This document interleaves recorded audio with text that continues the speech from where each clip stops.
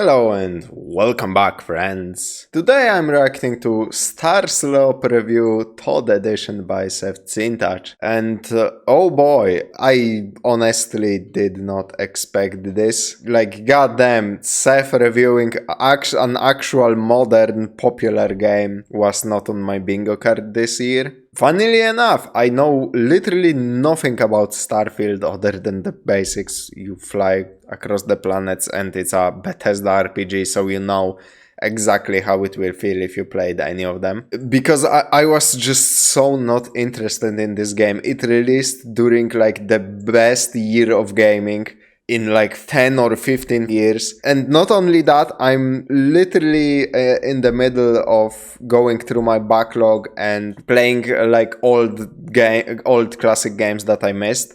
Even playing some games that Seth actually has recommended. I played Kenshi and I am currently playing Underrail. And I will be making a video where I basically go over some of the games that Seth recommended and explain them how a casual viewer after like his review might consume them, and if things that he said in his reviews are like accurate or whatnot. So I couldn't be less interested in playing goddamn Bethesda RPG released in current year. And I'm curious, I saw a pop-up includes paid promotion, but surely he wasn't paid by Bethesda because, I mean, the video is literally called Starslop. So yeah, let's check out what this is all about. Hey, Star Sisters, Seth here. Let me tell you a vision of a future. In the future, white boys can finally jump, with the help of a booster pack and, of course, low gravity. Humanity has spread across the stars in their multitudes of diverse races and cultures. The Redguard, the Sons of Yakub, Hispanics, honorary Aryans, and the Fingolian Chindonesians now populate the vast expanse of space. Naturally, So, with that intro out of the way, it's safe to assume he's not like sponsored by Bethesda.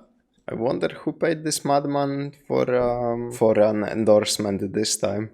never did find a solution for automation. So in the future, the only career paths are space pirate with a voice filter, or religious extremist. Parents send children away with teary eyes, knowing full well their offspring will grow up to become murderous bandits before putting on their own helmets and shooting up the 7-Eleven. And the PS5 still has no games. That vision is already here, Star Sisters, because the best game ever made, no, the best game that will ever be made is already out, and there's no competition. Baldur's Gate? More like free hour, unskippable gay sex scene. Starfield, a masterpiece where I can live out my fantasy of being a Bangladeshi man with A10 eyes. Starfield wins Game of the Year for their food models alone. Just look at the grease on that sausage. Okay, those models are actually impressive. Holy shit. That's the difference ray tracing makes in a game like this, which runs buttery smooth on my 4090, pushing a blazingly fast 17 frames a second. I'm quite fine with this since, according to the science, the human eye can only see 24 frames a second. Sometimes my saves get corrupted and I lose progress, but in my deep unhappiness I realize I get to have those unforgettable experiences all over again. We must Definitely looks like a Bethesda RPG.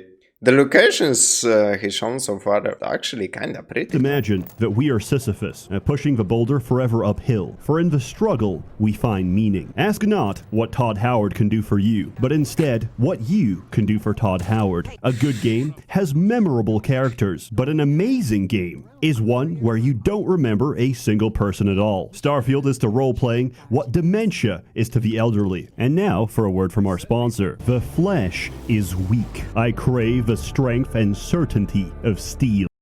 Amen, brother. Amen. I crave Displate. Displate is a one-of-a-kind metal poster designed to capture your unique passions. But Seth, I hear you cry, I've already got my passions captured. Damn. And how's that working out for you? What if you wanted to put up another one? Have fun wrangling the packaging, flattening it out, finding the right size poster frame, and of course, mounting the damn thing. Say goodbye to the hassle with Displate. All you have to do is open it up, stick on the magnets, and oh hey, we're done. Displate has a... Oh, I was about to say, but you need to mount the Displate too. But how do you remove it without damaging the wall then, if it's a fucking sticker?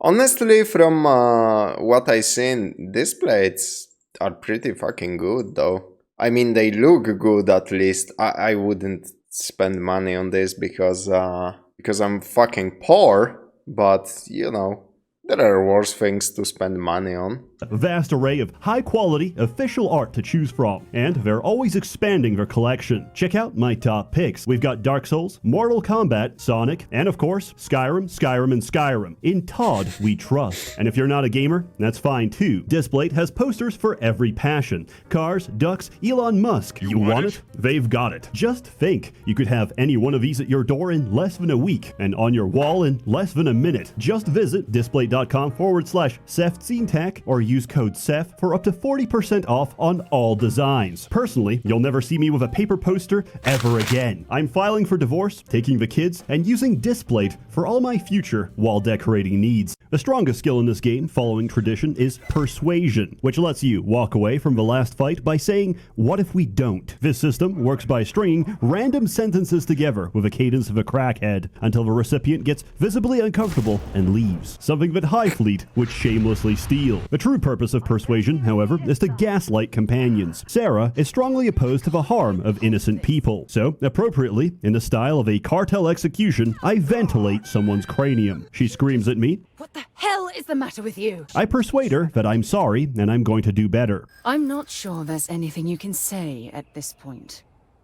As strange as that sounds, I suppose that's possible. Look, I realize things out here can be rough, so I'm going to let this go. For now. And He's going to... Yep. I was about to say he's going to do it again. then I do it again. I accept who you are. I'm just not sure I can travel with you on this path you've chosen. This is, single-handedly, the most entertaining thing in this game. Just try to be more careful in the future. Otherwise, you'll find yourself traveling alone. I am not going to help you murder you and I. The second most entertaining thing in this game is joining the pirate faction as a double agent, and in the process, becoming a triple agent. I have chosen to join the war on terror. On the side of terror, I can play entire missions without shooting a single shot, because guess what? Half the entire game is now friendly to me. I watch caravans get lit up with the same interest as a youth in the projects witnessing a drive-by. The streets give, and the streets take. Story. I've had paranoid hallucinations.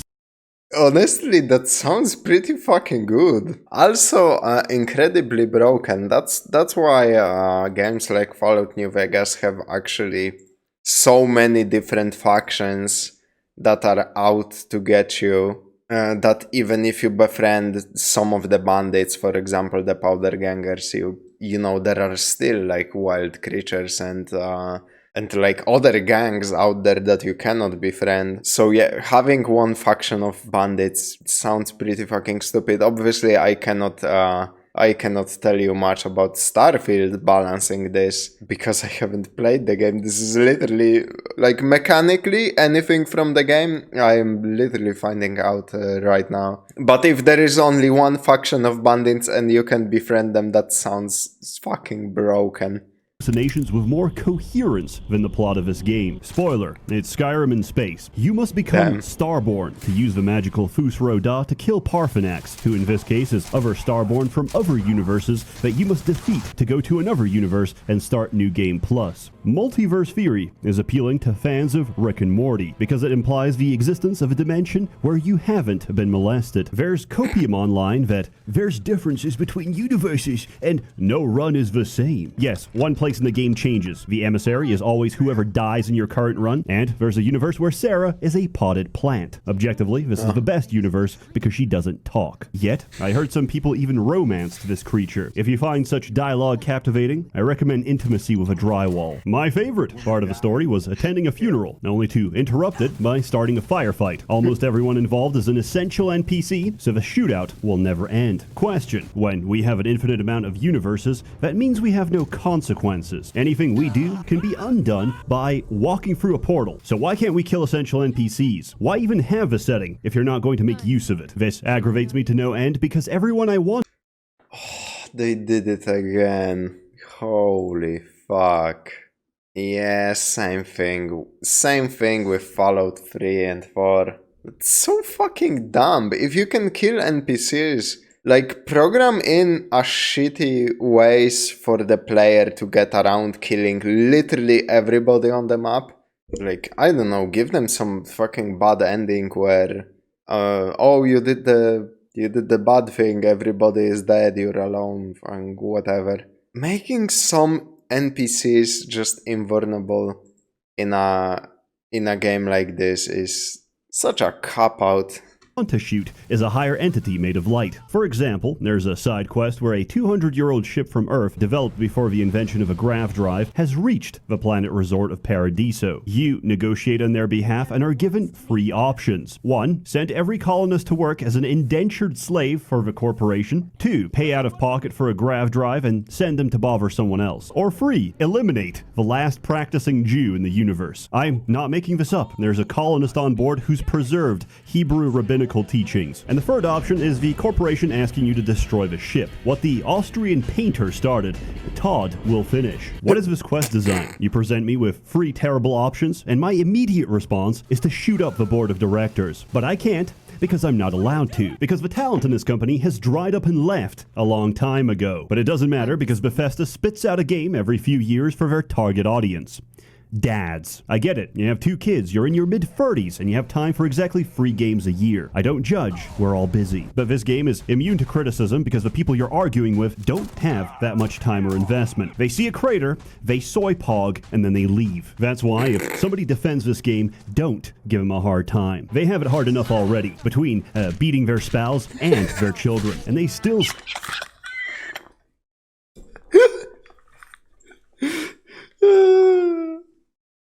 God damn, kinda true though. Say, man can't multitask. Gameplay. This game features challenging and intriguing puzzles such as fit the shape into the shaped hole and replace the battery. Considering the majority of Xbox players have never replaced a smoke alarm, this is a novel concept, as it requires higher abstraction to deduce that the ubiquitous chirp in the hallway is in some way quantum connected to the set of Duracell batteries you hold in your hand. Clearly, I didn't pay enough attention during character creation, as once I finished the game, I was very surprised to hear my character's voice.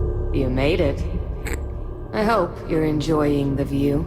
Not like I missed anything. All the perks are garbage. Wanted is one of 2 perks that actually does anything, because you get bounty hunters chasing you. The other being kid stuff, which gives Americans the experience of 2 loving parents that aren't divorced. For the nation holding the world record in broken homes, a stable family is science fiction. I spent a bunch of time modding guns, only to find out that guns don't scale whatsoever. Attachments on lower level weapons are a waste of time. Let me tell you how you're actually supposed to do it. You fly into a level 75 zone, but instead of being insta-killed, you cast Creator's Piece, which makes enemies drop their guns. You bring them back, tweak them on a workbench, and now you no longer have to complain about bullet sponges. Personally, I enjoyed shipbuilding. Yes, I'm aware of a hollow ship exploit, but I didn't really need it, because all I ever do is one-shot the engine with electromagnetic and board their ship, after which I disarm them with Creator's Piece and individually fistfight the entire crew. It's really fun, and if I cast Parallel Self, I can roleplay as if we're having a civil dispute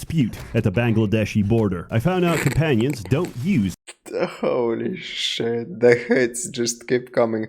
Also, I got whatever you wanna say about Starfield. Holy shit, that ability to disarm people, actually, I can imagine using it for some shit like Seth just shown, where you just fist fight people for the hell of it, because why not? It sounds like a pretty cool sandbox, all things considered. Ammunition, which is convenient because for some reason this game lets you craft everything except ammunition, some of which is highly specific and not sold by most vendors. In contrast, crafting ingredients are sold by the dozen, trivializing their collection and destroying any incentive you had to find them yourself. So, I thought it would be interesting to try make my outposts self-sufficient, using only the resources I could find. It took me 2 full days before I found a planetary source of sealant. For reference, this is a common organic ingredient necessary for most structures. And where did I find it? Middle of nowhere on a toxic bio, meaning I needed to reach the bottom of a science tree and have free tiers into planetary habitation before I could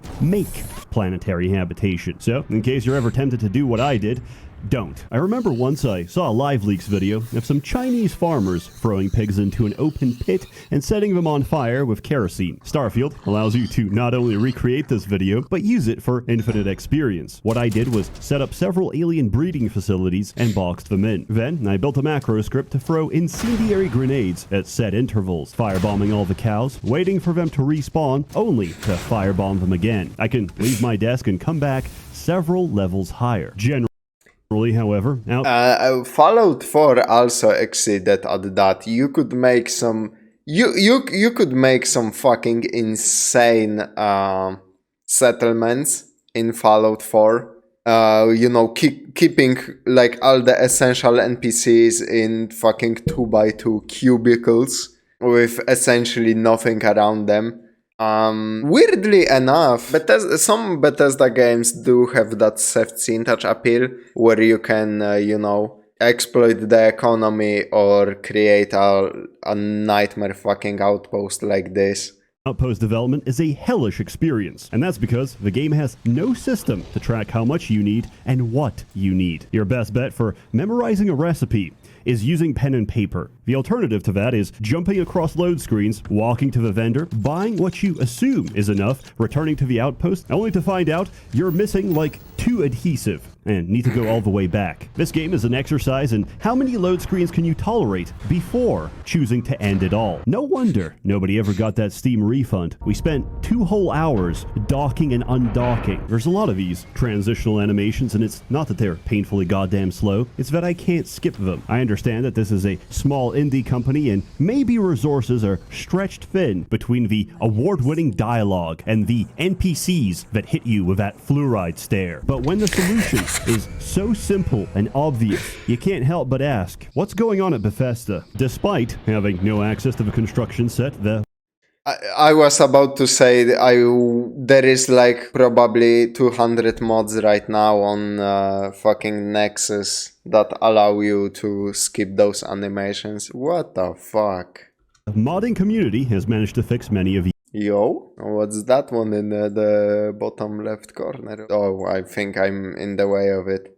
Well, now you need to watch the full SsethTzeentach video if you wanna know what's behind the issues. However, even if they do release the toolset 6 months down the line, I don't really trust this company to not screw me over. Remember, the only reason we don't have paid mods is because of pushback. Believe me, they'll try again. The only potential redemption of this game is the release of a full construction set, because the only way the fans could save this game is to wipe it clean and make something else. Look, I figured it out. I know why I'm so angry. I'm not angry at the game. It's not even that bad. I'm angry because I paid $100 for it. The king of a chess club has done it again. Each time I tell myself, no, not this time. But I already know. Todd's gonna tell me lies. Tell me sweet little lies. And each time, I listen. I understand I've said some polarizing things, but in truth, I just needed a video because I signed a lot of contracts while drunk. So don't take anything I say seriously. It's all bait. But what if it isn't? What if it's actually my unfiltered dogshit opinion? As always, more content to come because I'm legally obligated. A warm thanks to the many members of the Merchants Guild generously funding and bankrolling these videos. You're all truly wonderful. Have a good one.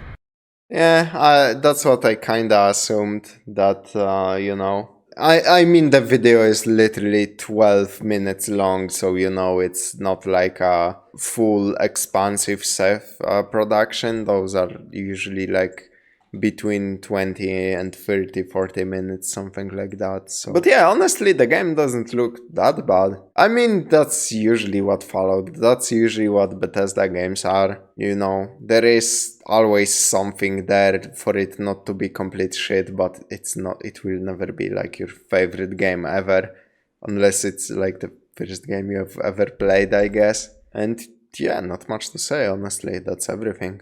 See you in the next one, guys, and stay safe out there.